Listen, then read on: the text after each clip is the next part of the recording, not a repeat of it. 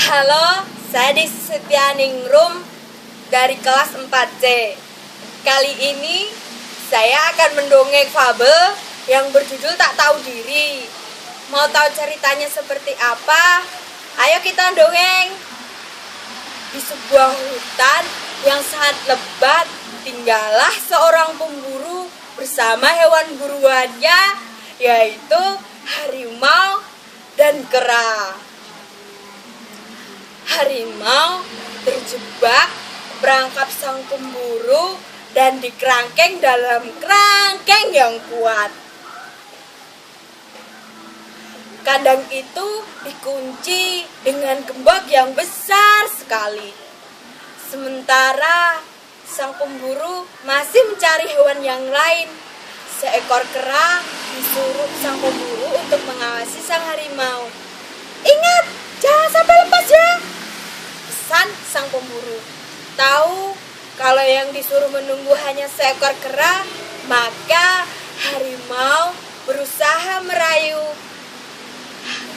kera untuk mengeluarkan dia dari kerangkeng itu untuk menghirup udara segar. Kera, tolonglah, bukakan pintu kerangkengku ini." "Tidak, aku tidak berani," kata si kera. "Nanti majikanku akan marah kepadaku." "Cuma sebentar saja kok," kata si harimau. "Nanti aku akan masuk kembali ke dalam kerangkeng ini. Kalau kau mau melepaskanku, walau hanya sebentar saja, aku bersumpah sampai 7 turunanku akan kularang memangsa bangsa kera. Jadi, kalau kau keluar masuk hutan, tidak akan ada binatang yang berani mengganggumu. Siapa yang berani mengganggumu akan langsung berhadapan denganku." Mendengar janji sang harimau, hati kera luluh. Ia lalu mengambil kunci dan membukakan pintu kerangkeng itu. Kelak, terbukalah pintu kerangkeng itu. Kini harimau sudah keluar dari kerangkeng. "Hai kera, jangan cuma di sini. Ayo kita jalan-jalan di dalam hutan. Udaranya lebih segar. Aku akan memperkenalkanmu dengan binatang-binatang yang lain agar mereka tidak berani mengganggumu. Jika kamu tersasar di hutan, kamu bisa minta bantuan kepada mereka. "Tapi jangan lama-lama ya, nanti ketahuan majikanku," kata si kera. "Beres," kata si harimau. Kera menurut saja apa ajakan sang harimau. Ia diajak berjalan-jalan masuk ke dalam hutan.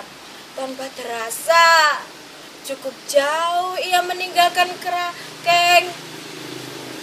"Hai harimau, sepertinya sudah cukup jauh kita berjalan. Ayo kita kembali ke kerangkeng," kata si kera. "Jangan khawatir, nanti aku akan mengajakmu kembali ke tempat semula," kata si harimau. "Harimau, sudah kukira waktunya kita kembali ke kerangkeng." Sebentar lagi, kita kan belum bertemu dengan binatang-binatang yang lain. "Ingat janjimu, kau kan hanya butuh udara segar. Kau sudah mendapatkannya. Ayo sekarang kita kembali ke tempat majikanku." Dasar kau kera bodoh. Tiba-tiba harimau menerkam kera dari belakang. "Sudah 5 hari aku berada di dalam kerangkeng. Majikanmu tidak memberiku makan. Perutku sangat lapar sekali. Maka sudah sepantasnya kau jadikan santapanku, kera." "Pengkhianat kau harimau. Kau mengingkari janjimu harimau," kata si harimau. "Dasar kau kera bodoh. Zaman sekarang ini janji tinggal janji. Yang penting perutku kenyang sendiri. Enak. Sebentar lagi aku tidak akan lapar. Aku akan memakan daging kera. Ini tidak adil. Ini tidak adil. Hahaha. Kau bicara keadilan di hutan. Hah? Siapapun tahu, harimaulah raja hutan. Aku tetap meminta keadilan. Kau sudah aku tolong, tapi kau malah mau mencelakakanku. Kau meminta keadilan kepada siapa? Kata si harimau. Kita tunggu. Aku minta kepada binatang yang lewat di tempat ini. Hahaha. Boleh saja. Siapapun binatang itu pasti akan membenarkanku. Tak lama kemudian, Kancil lewat di tempat itu. Kancil mendengarkan pengaduan si kera dan sang harimau. Ia mengerti akal busuk si harimau, tapi si Kancil pura-pura tidak mengerti duduk permasalahannya. Aku belum paham bagaimana duduk permasalahannya ini, kata si Kancil. Wah, kamu ini bagaimana sih, Cil? Kau kan binatang cerdik. Masalah seperti ini saja kamu tidak mengerti. Begini saja, kata si Kancil. Kalian jelaskan saja masalah ini di tempat kejadian yang sesungguhnya agar aku bisa memutuskan dengan adil.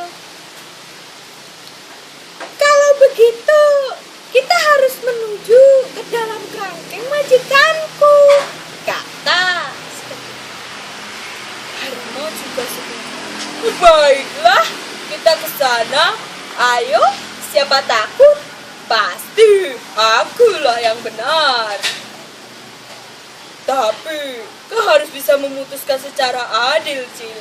Jika tidak berbuat adil, maka aku akan terkam kau, Kancil.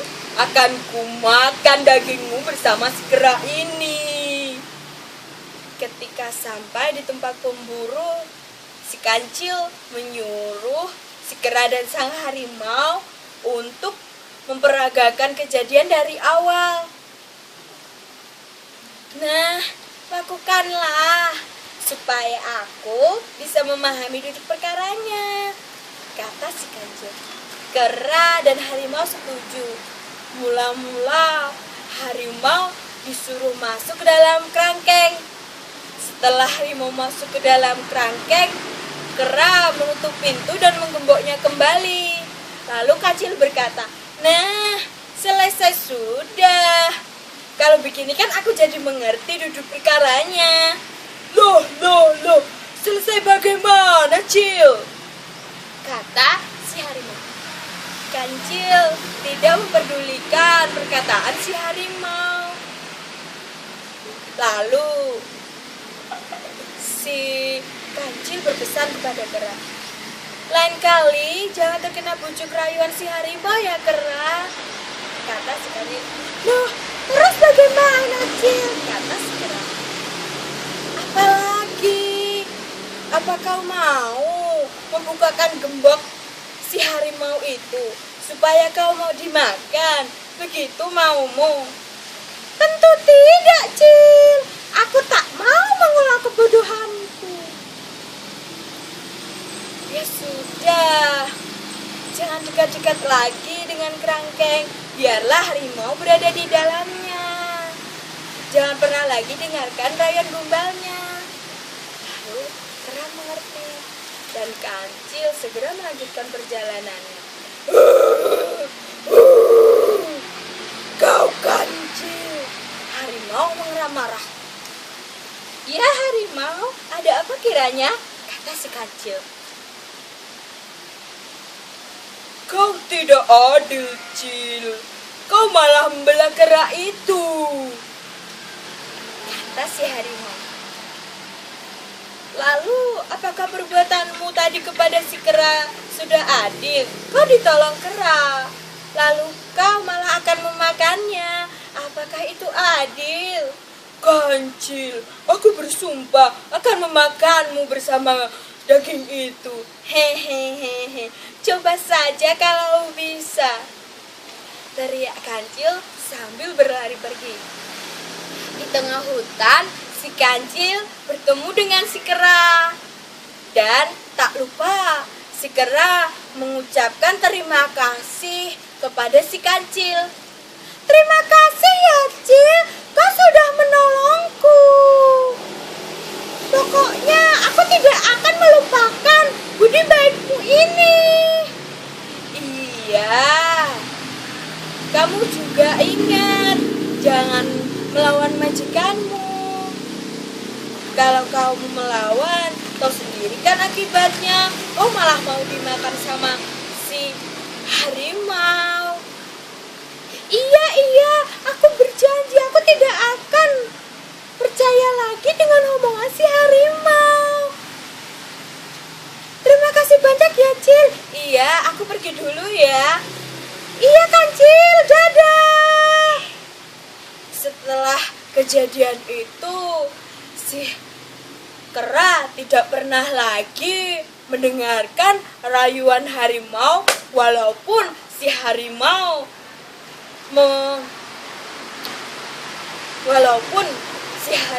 membujuk dengan rayuan sedahsyat apapun. Nah, itu tadi cerita dari saya.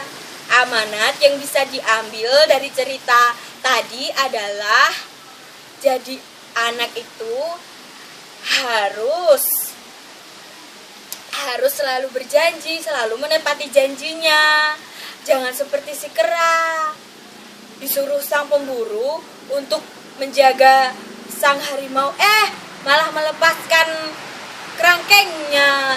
Jadilah si kera mau dimakan sama si harimau. Dan jangan juga seperti sang harimau yang sudah ditolong kera, malah mau memakannya. Jadilah seperti si Kancil yang suka menolong dan suka berbuat adil. Dan juga jadilah seperti kera yang selalu berterima kasih kepada si Kancil karena telah menolongnya. Terima kasih ya telah menonton dongeng dari saya. Sampai jumpa lagi.